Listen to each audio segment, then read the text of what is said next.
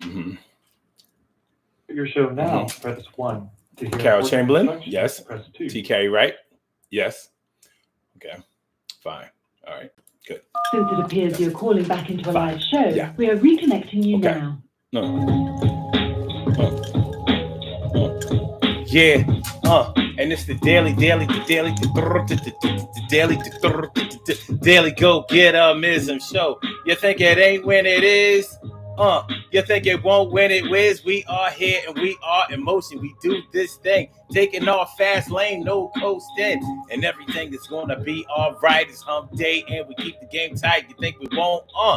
Tonight we talking about how broke you have to be to consider doing certain things that you would never consider doing if you had money, resources, time, and everything was going all right. There are times when you might be desperate in your life, and you might have said, "I would never, ever do this. I wasn't raised this way. I won't do these things. I would never consider myself less than a king or a queen, and that means that I wouldn't do that thing and be on the scene. I gleam just to beam a light, just like it's come from the sun tonight, and I shine in the daytime, and I still shine, and I make sure I shine bright enough to make you blind." Well, anyway, what we saying is, how broke do you have to be? What conditions have to exist for you to consider doing some things that you would normally frown upon? Or even if you don't frown upon, you would say, yeah, I understand why somebody would do it, and I ain't going to judge, but that's not for me and mine. I would never allow myself to go down that road. I wouldn't put the cherry on the Alamo. But there are certain conditions that exist that would make anybody do certain things that they would never consider doing before. You know, what they say, money is the root of all evil. Well, the evil is in making money your God. And when it becomes your God and you have no more control or dominion over with the things that you do or your thoughts, that's when it gets real ugly, y'all. So we're going to talk about it tonight because, you know, it's one of those things. Do you think anybody who ever was addicted to drugs ever pictured themselves being addicted to drugs? Do you think that anybody who engages in prostitution thought when they were a child that they would ever be involved in prostitution? It doesn't work that way. Hold on. Get this thing together. We got to get this thing together. Come on here. Oh, I see what's wrong. I still got the chats live from other times. Baby. So let me get these out of the way. We'll be all right. It's going to be all right. Everything is going to be all right. Thank you. Won't. All right. Put that up there. All right. There we go. I'm trying to drag this thing down. Okay. There you go. God darn it. Gosh darn it.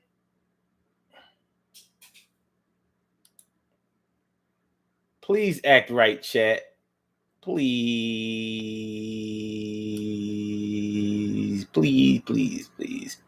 Drag. There you go. My brother from another mother, Norris Hill. Sit back, relax, do your thing, max and chill. Thanks for coming on through. Thanks for coming on out. You know that you're my brother, no blood, but no doubt. Urban Therapy with Sun 752. This your daily. The Daily Go Get 'Emism show. We do this every single day. Every day it rains. Every day it rains. And the DG will do the same. We break it down, baby. Every day it rains. And the DG will do the same. Every day it rains. And the DG will do the same. Every day it rains. And the DG will do the same. Every day it rains and the DG will do the same. I'm your host, Sun 752, aka Omar with the. And if you can't say Omar with the, well, then you just say Omar with the R. This is the Daily Go Getimism Show. Hump Day, all up in your area. I'm feeling like a real man should, and I hope that y'all feeling like real men and women should also. So we about to do our thing, you know what I'm saying? Just like kings and queens that we are, we rise up in the sky, the galaxy like the stars, and you are my favorita. You know how we do, and I'm always great to see you. Not just talking about and Carol Chamberlain, my friend, but I'm definitely talking about Carol Chamberlain, my friend. What's going on, y'all? Tonight on the DG Show, we are talking about how broke you have to be. How broke you have to be to consider. Listen, I've known people who were on drugs. You've known people who were on drugs. One thing that's pretty consistent about being on drugs is that you steal things. You lie and you steal. Lie, cheat, and steal. Lie, cheat, and steal. It's part of the drug addiction process. It's very hard to be on drugs and not do something out of desperation because drugs cost money and they also take you out of your natural thinking element. So you're not of sound mind when you are addicted to drugs. That's just not the way it works. Even though we have people who are functional addicts, functional alcoholics, and all that kind of stuff. All functional means is that you're moving, that you're working, that you're still thinking, that you're still surviving out there. It doesn't mean that you're in your right state of mind. It doesn't mean that you are functioning the way that you're supposed to. It doesn't mean that you are working the way that you're supposed to. You may have a talent that you're still really great in. Think of my man DMX. May he rest in peace. DMX was one of the greatest rappers I've ever seen, especially live. You know what I mean? The man could remember his rhymes, and he was on crack his whole career. From the first time you ever heard of DMX or ever saw him or ever heard his records, he was on crack from day one.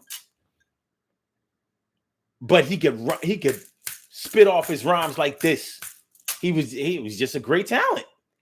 Yeah, he was just a great talent. You know, the ability of the Sagittarian to be able to perform at an extremely high level under the influence is noted throughout the zodiac, and he was a Sagittarius. So, but what I'm saying is, you know, I'm sure when he was young, before he started smoking crack, which was at 13 years old,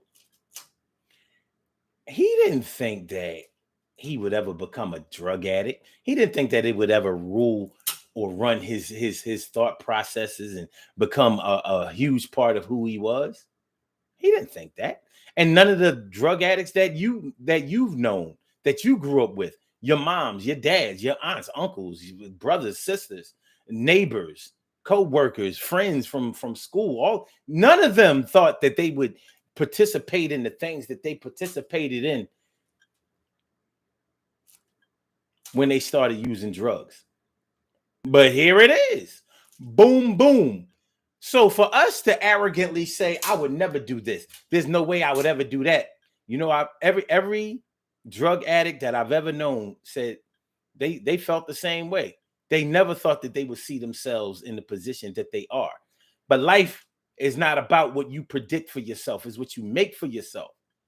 And one little thing can make you into a whole different person than you set out to be, a whole different person than you were raised to be, a whole different person than you were trained and groomed and tutored and reared to be. But that's what we get when we get what we get. All right. So let's talk about it. How broke do we have to be to consider stealing something? Some of us steal when we have money. Don't matter.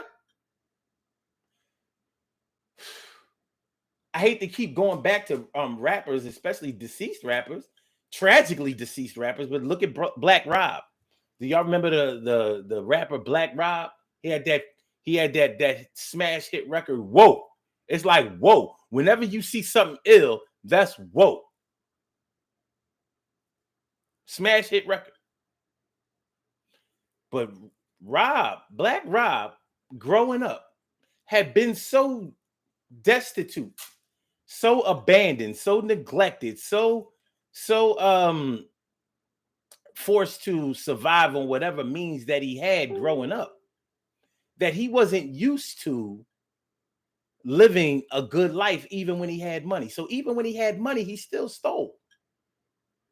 You can say it's because his record company, Bad Boy Records, P. Diddy was robbing him. He wasn't paying him the type of money that he should have been getting paid for a hit record, for the hit records that he put out. Yeah, you could easily say that. But nonetheless, he had been already conditioned to do what he had done. So we have two things to talk about here: how broke you have to be to do something, and how rich you have to be in order to do something. Because there's some people who would only do certain things if they had the backing, the financial backing, to be able to hold their heads high in doing it. You know, there are plenty of people who would say, well, I would only strip if I was broke and didn't have no money and didn't have no way out.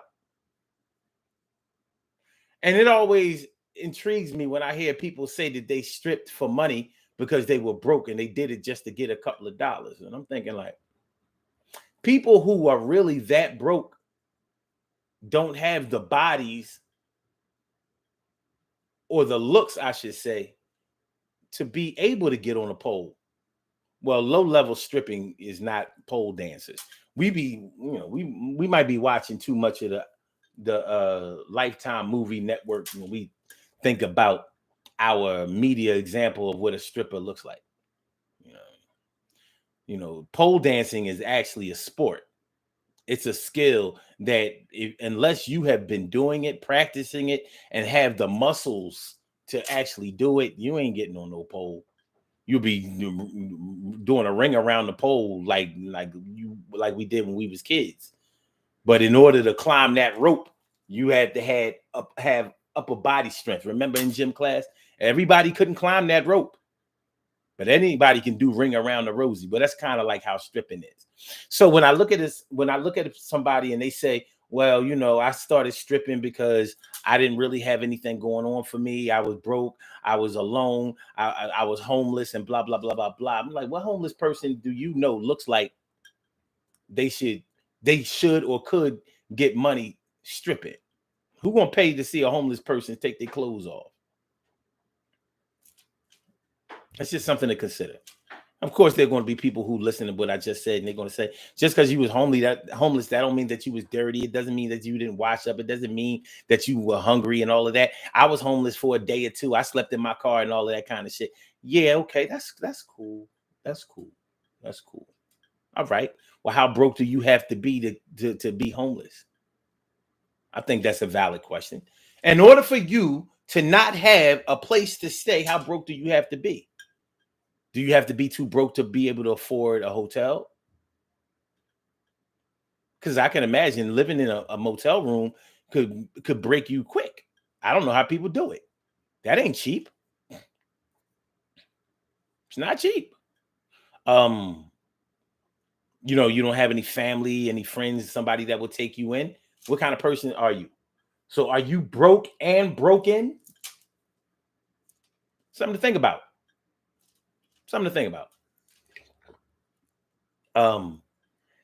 Prostitution. How broke do you have to be in order to sell some ass? We know that selling ass is the world's oldest profession.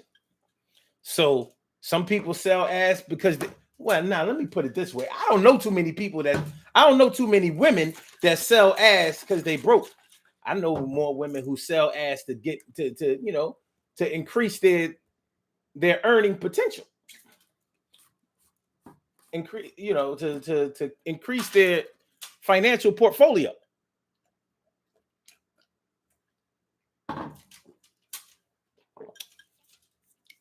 But there are also plenty of women out there, especially all of the women listening to this show right now, who would never consider prostitution.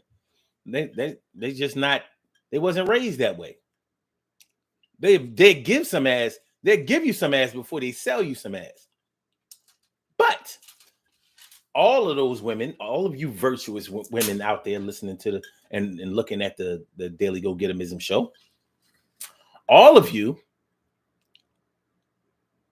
could be put in a position where you were broke, starving, and desperate enough that you might have to do something strange for some change for Mr. Dave. And he's only called Mr. Dave because that's what your kids call him. And you know, when it comes to being broke, that's one thing. But when it comes to being broke along with your kids, yeah, it might make you do some things, a whole lot of things, in order to dig yourself up out of that hole. I'm sorry, to climb yourself out of that hole. Yeah. So Mr. Dave is holding it down for the fam. All Mr. Dave want is a little bit of ass. That's all he want. He ain't, you know, I ain't got to be with Mr. Dave no long time. I got to spend the night with Mr. Dave, but I ain't got to have sex with him all night. Mr. Dave ain't built like that. Mr. Dave he gonna do what he do, and it's gonna be over in a few minutes. It's gonna be over in a few minutes. You know what I mean? Mr. Dave ain't here to hurt nothing. Yeah.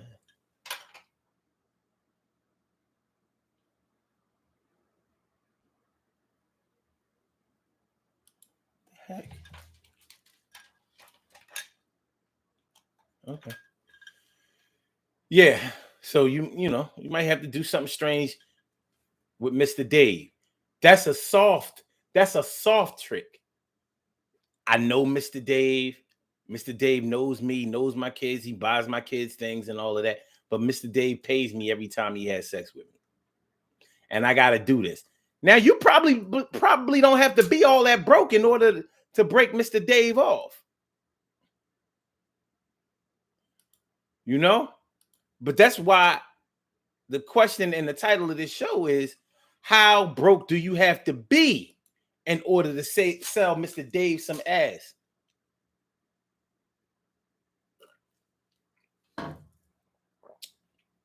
Because the way it works is this. The sugar daddy trick is usually older. So let's say you have 4 kids. You know, I'm up to Annie. You got 5 kids. You 33 years old.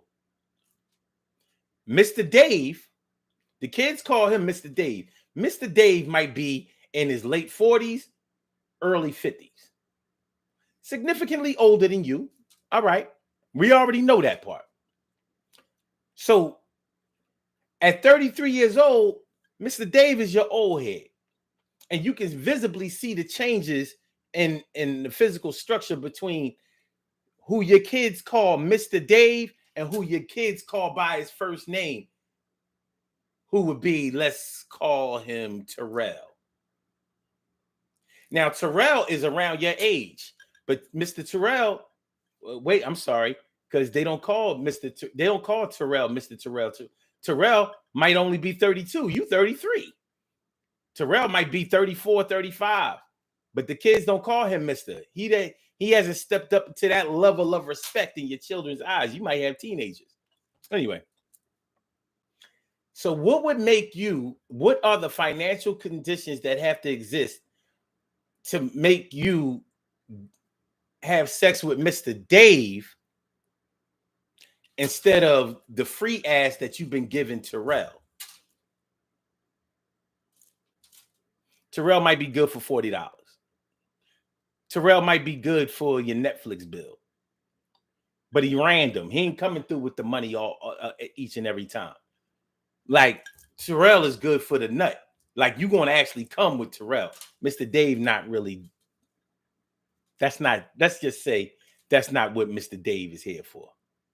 And I still haven't found what I'm looking for. How broke do you have to be to consider Mr. Dave over Terrell? Hi, Mr. Dave. This is your kids. Hi, Mr. Dave. How you doing? You know, they nice to Mr. Terrell. I mean, Mr. Dave. Mr. Dave is nice to them. Mr. Dave breaks them off a couple of dollars. You know what I mean? Buy some ice cream, cheese pretzels from the Mr. Softy truck. You know, all that old good shit. It's Mr. Dave. Hey, Terrell. Now you ain't seen Terrell in a minute. Terrell comes around intermittently. You know Terrell got something else going on. Anyway, how broke do you have to be to sell a little ass?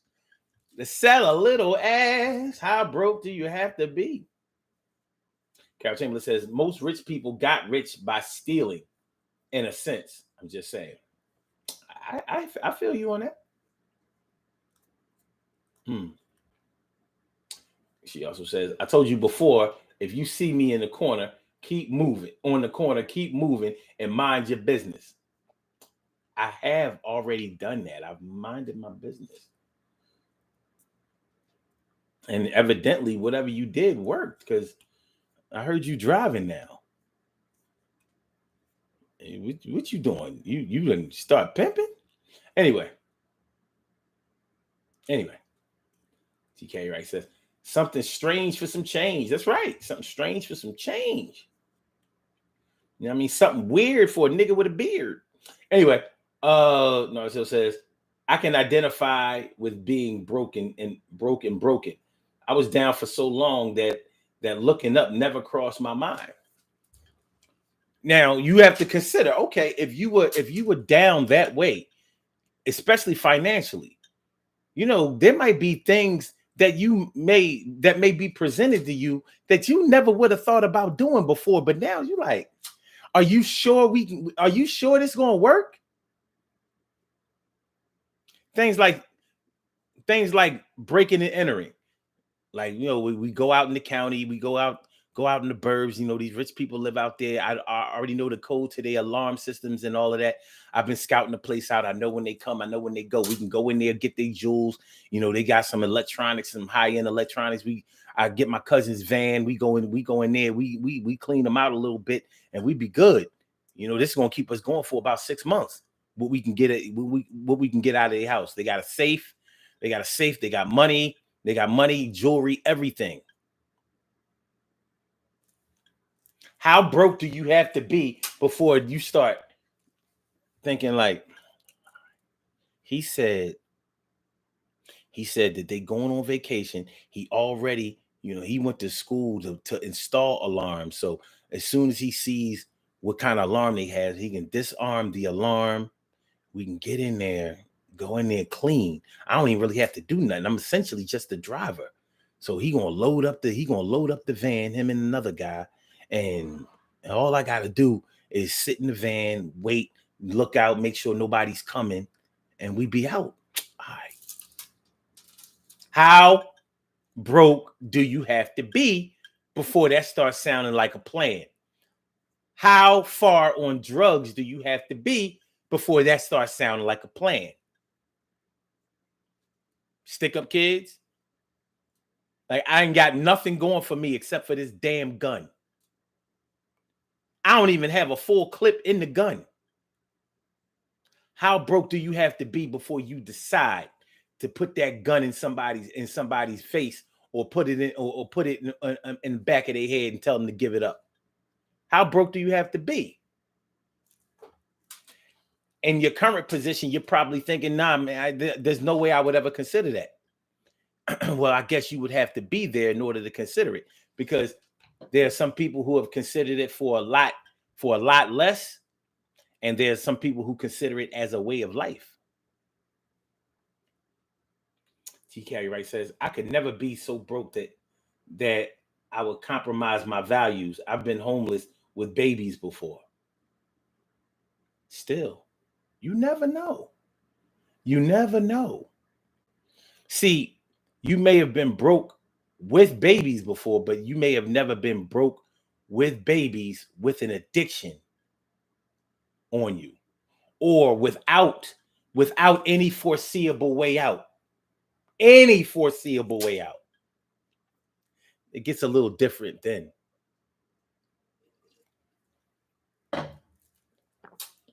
And without offers on the table. See, it's one thing. when there are no offers on the table to do anything different. But once the offer comes through, like some offers sound so good that even people with money would do it. Even people with money would do it. They would start to consider it. They didn't consider it before. So you never know. You never really know. Homeless with kids sounds like a desperate situation. It really does. But maybe you're the type that says, well, you know, I can go live in this shelter for a little while. That's still logical thinking. And that lets you know that you're not on drugs. See, another person on drugs, they're not thinking no shelter. You know why they're not thinking any shelter? Because to live in a shelter, there are rules. You can't be on drugs and be in a shelter. You have to be in by a certain time. You got to get tested for drugs in order to be in there.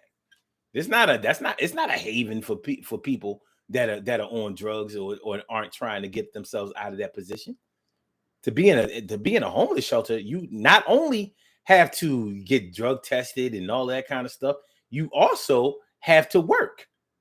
You don't have to have a job coming in, but while you're there, guess what they're going to send you out every day to do? And you better come back with proof that you've been looking for something. Because guess what happens if you don't have any proof? Now you got kicked out of a shelter and you homeless. Or what if you're homeless with serious mental disabilities? You know, most of our homeless that are out there on the streets are cuckoo. For lack of a better scientific term. But you know they are. You know they are. It's like they don't even be feeling that cold in the wintertime. It's like they don't even be feeling that heat in the summertime. Fully dressed. In winter gear in the summertime. And you look and your hot ass is running around. You're pissed off because y'all can't wear shorts at work on Dress Down Friday. And this motherfucker got on coat, boots, and all that shit. And it's 95 degrees out.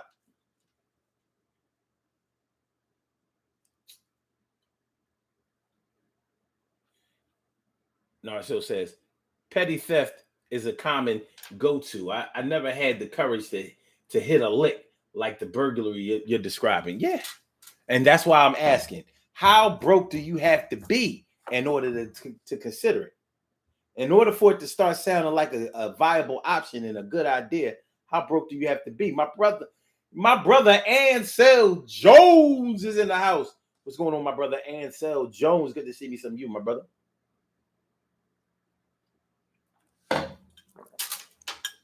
While y'all ponder that a little bit, I want to talk for a few minutes about how rich or how much money do you have to consider doing certain things. Because I think we have to look at the flip side of this thing. Yeah, if we're broke and we're desperate, if our financial situation is really, really dire and serious and bad, we might consider doing things. But there are also people that we have to take into consideration that wait until they have some money so they can justify doing some old crazy shit that only people who didn't have money would do. Like, you're not going to go on a nude beach because you're broke. You ain't making no money on a nude beach. Listen to your broke, homeless, stinking ass on a nude beach. Get this. Yo, he making us rich nude beaches look bad. You know, people with money go on nude beaches. Isn't that kind of odd? Isn't that kind of odd? And you know what a lot of their justifications are for going to nude beaches? Yeah, I got money. That's what people with money do. Our nude beach is exclusive. So yeah, we all naked and rich and naked. Look, we so rich, we ain't got them. We can't carry our money on us. My naked body ain't got no pockets. Ha ha ha ha ha ha. Y'all know what I'm talking about? They're rich people. They're rich people who did the stripping thing. Why? Because if anybody has anything to say, yeah, but I got money though. I got money though. Same thing with drugs. Rich people experiment with drugs just like poor people do. The difference is poor people get on drugs because they're broke. It seems crazy, doesn't it? It seems crazy that you would consider using drugs when you don't even have the money to pay for the drugs.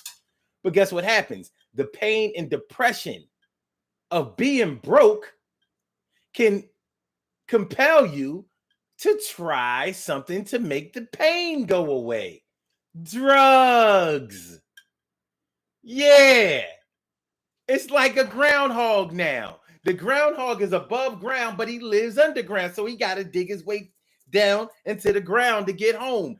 That's what it is when you're already broke and you start using drugs. You are becoming a groundhog. I got to get to the bottom. I got to get underground.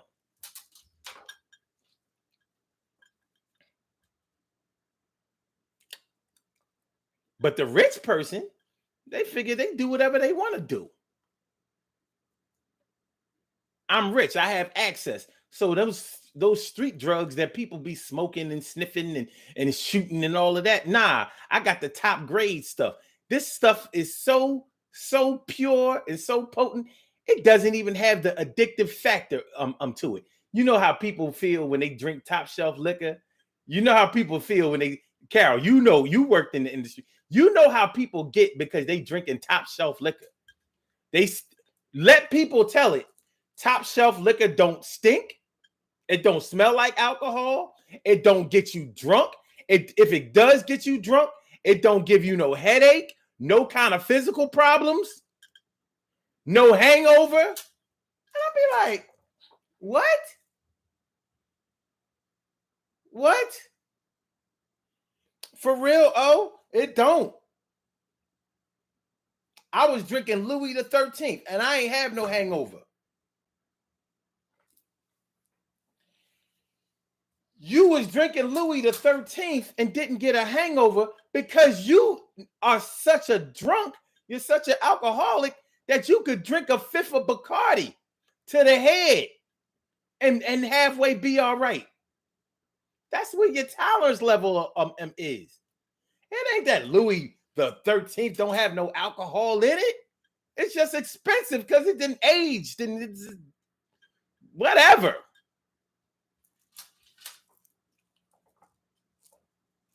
How rich do you have to be before you start talking that old crazy stuff?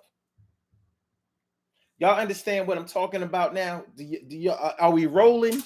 Surely, the world's most precious and greatest pearl in the world. Surely, the world's most precious and greatest pearl in the world. What's going on, what's going on, girl? Good to see me some you without a dizzy. Without a dizzy.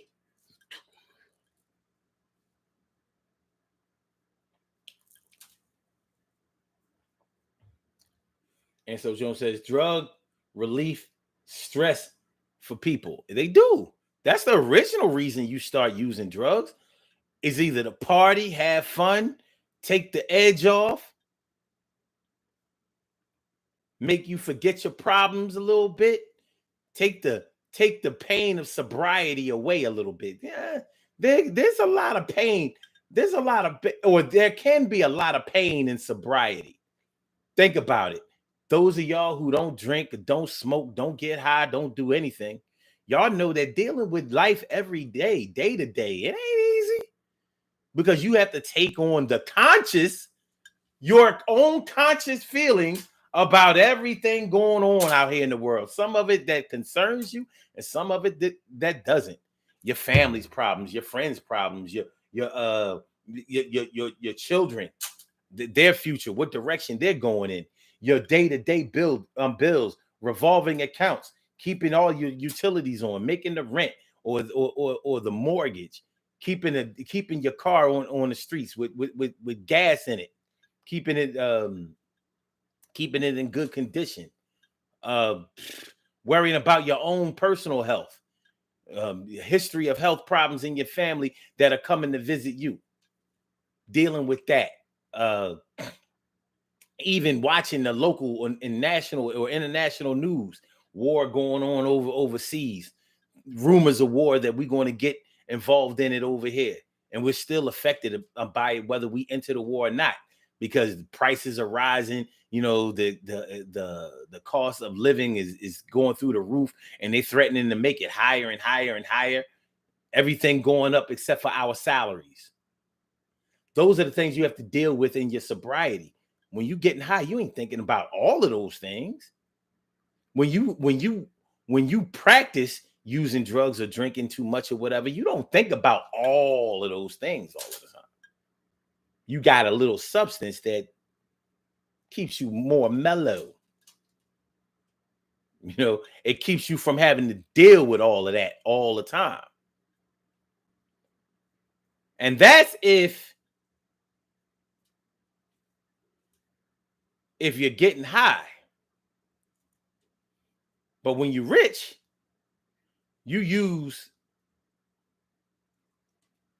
your money and your status to justify all of the things that you've been doing out here or that you're doing out here. So how much money do you have to have in order to consider skydiving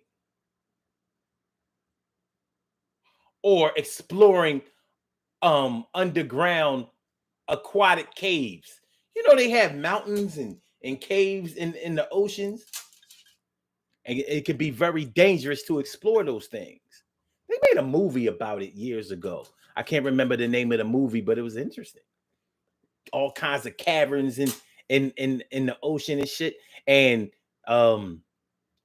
you have to make sure that your aqua lung has enough air in it for you to be able to get there, because you'll be stuck there dying underwater without drowning, trying to make it back to the world.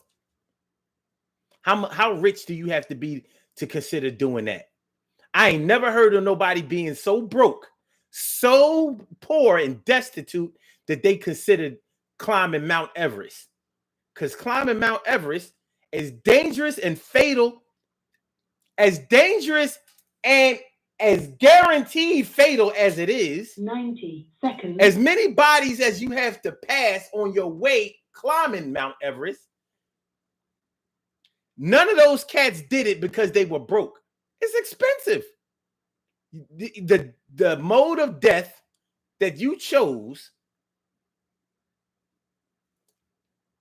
was chosen because you had money, not because you was broke. When you had a chance, do some research on people who have tried to climb Mount Everest. There's mad dead bodies. Like, nobody has done it successfully. Nobody. Yet everybody who tries it, they doing it thinking like, I got it. No. And you stay there. Your body doesn't get recovered. The weather conditions of Mount Everest are such that you can't get a helicopter to come and retrieve you out of there. That's why cats be dying.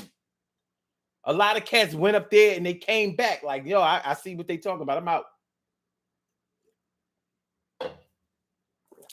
Some didn't survive coming back.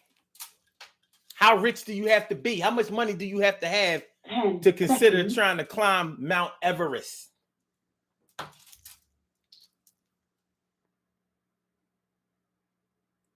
Or it says hangovers and alcoholics, shakes. Get the shakes, baby. Someone says, ain't that much money for me to go underwater to explore anything. I hear you. It's mad dangerous. But the games that rich people play are always on some life-threatening shit. We're not broke enough to be able to get into a stock car race. But guess what? You have money, you can buy your way into a stock car race. Get up to 200 miles an hour, bang out, and lose your life. Need for Speed, baby. Those are rich people games. Flying in a military jet, fighter jet. Got to be rich in order to get in one. Your broke ass ain't gonna be able to get in a fighter jet. You know, no Top Gun, no Top Gun for you. Your broke ass can't, you'll never get into a Top Gun unless you actually go to aviator school in the military. Other than that, got to be rich for you to consider doing that. Going up Amazon, Jeff Bezos giving out, letting people go out of space. 20,000 a pop. I think it's only 20,000 to go up in the space shuttle, the public space shuttle. Yo, Carol, SEPTA is building a space shuttle. We gonna go up in this, you gonna go up and accept the space shuttle with me? You with it?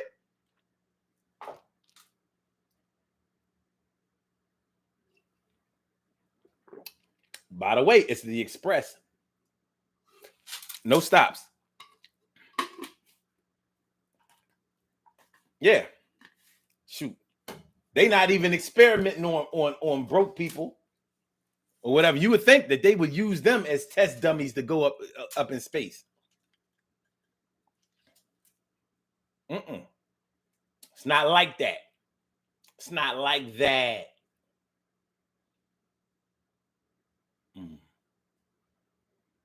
And so Jones says people spend money to take tours of war-torn countries. Yes, they do.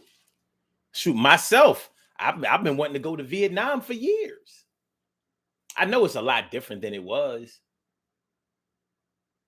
but it's actually a very beautiful country. You know, save for the napalm, torched parts.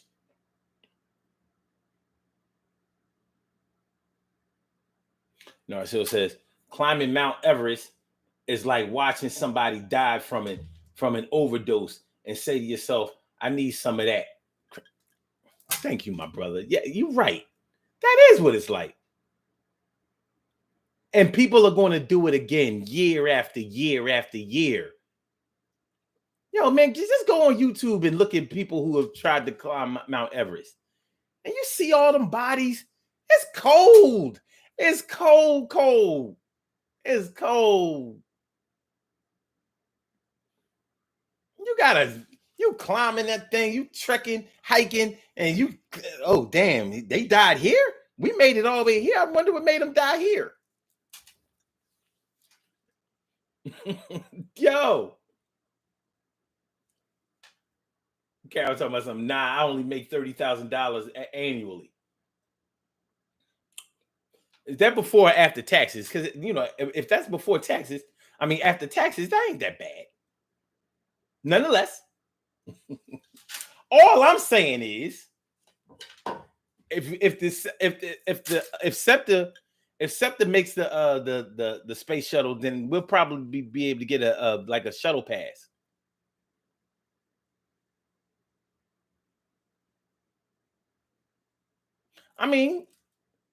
Plenty of people have a shuttle pass already.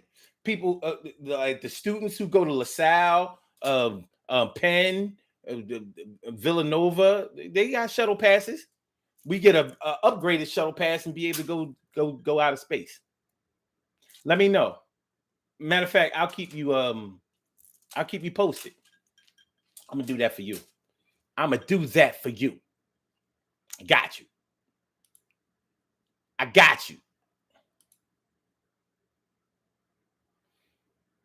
Yes, a shuttle pass.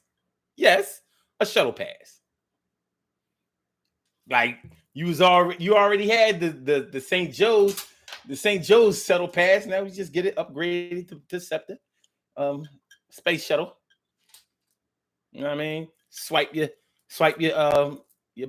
pass and go to the moon or it's somewhere. Yeah, all right. They don't go all the way to the moon, but you can go out of space. Be floating.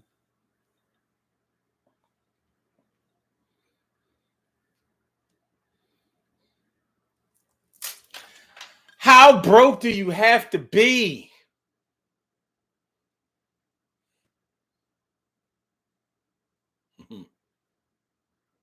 A certain acquaintance of mine who shall go unnamed, they used to hustle on the block. And he said that his man used to make the crackheads dance a routine if they didn't have enough money for the crack. He would basically make them entertain him. So if they came to him and they didn't have enough money to cop, he'd be like, all right, you know how to do the Harlem Shake? And you know, a crackhead is gonna lie and be like, yeah, I know how to do Harlem Shake. All right, I need you to Harlem Shake for 5 minutes. And they be over there.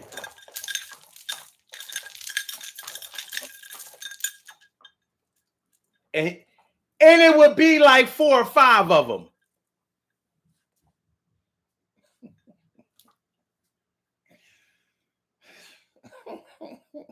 And my man used to just be like, even though what we do is wrong, wrong, wrong, wrong, wrong, wrong. My man, Magnificent Morocco, you came at the very end. His beats, my rhyme are a perfect blend.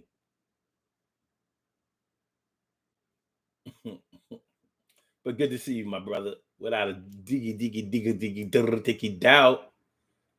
All right. Carol Shameless says his personal minstrel show, yup.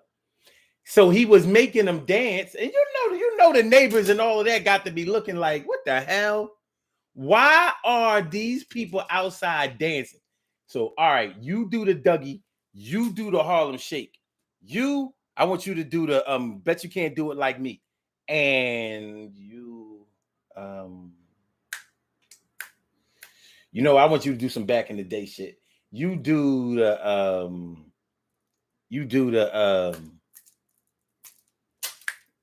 the Steve Martin.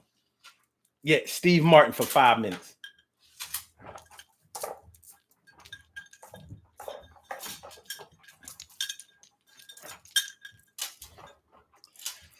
All right, so we have some birthday shout outs to do. Some people were born on this glorious.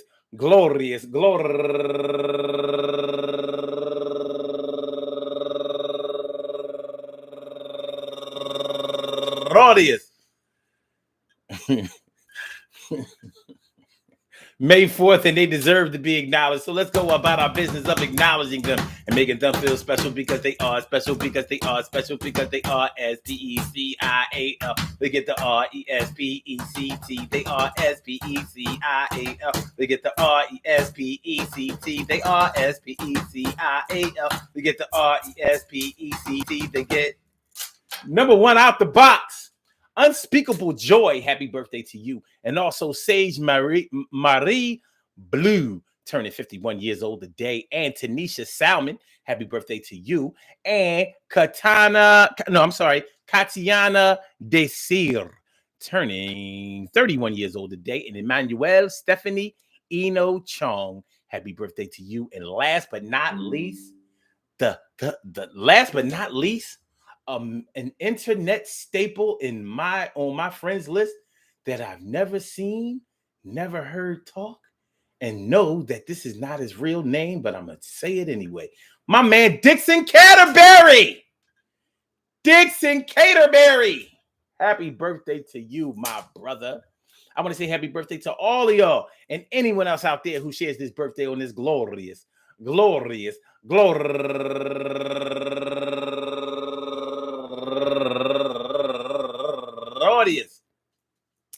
May 4th, anywhere out there in the world, worldwide, internationally, yeah, universally. All of y'all go ahead and turn up, but don't turn up too loud. Just turn up loud enough so everybody can hear you. Rock out, rock on it, do the damn, the rock out, rock on it, do the damn, rock out, rock on it, do the damn thing. You do your thing, y'all. Represent the queens and kings. You do your thing, y'all. Represent the queens and kings. Good things happen to those who wait. Great things happen to those who grind, and anything can happen to those who go for theirs. So go hard, go for yours, and remember, man, there's a price out there. There's a price out there that would make you do some things that you would never think about doing, never consider doing, and may even make you ashamed of yourself for even thinking about it. But look, when you're in a desperate times require desperate measures, and it might just be your time. It might be your time. So rock this at the drop of a dime, baby. I hate that term, never say never, because I think that when you fail to say never for some of the things that you've done, now you have failed to obligate yourself to keep that promise to yourself. At the same time, we have to consider our human experience, and that's exactly what we are living out right now. We are living out our human experience. We are living in the days when we have to live our lives in real time. We have to do the day-to-day things, take things as they come. We know people, we know ourselves, we know our families, we know certain events that happen or whatever, and they can change the landscape and the mindset of where we were on the pathway to what we need to do in order to make it till tomorrow. I thought we get to see forever, but forever has gone away. Oh, I'm sorry. Way. All right, y'all.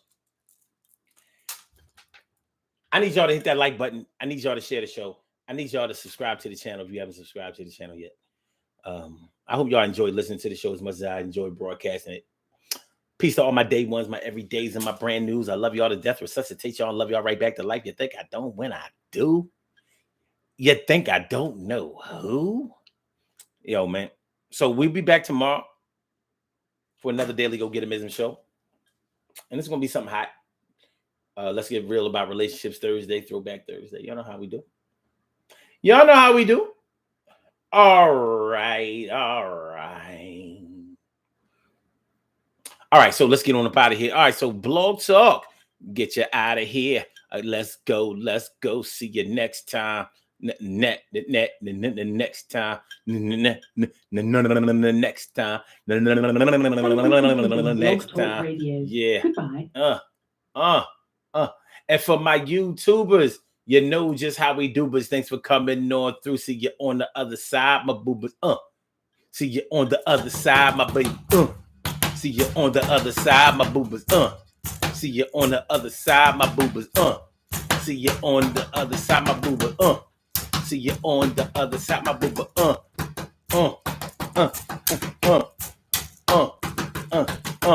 Peace. Oh, my bad.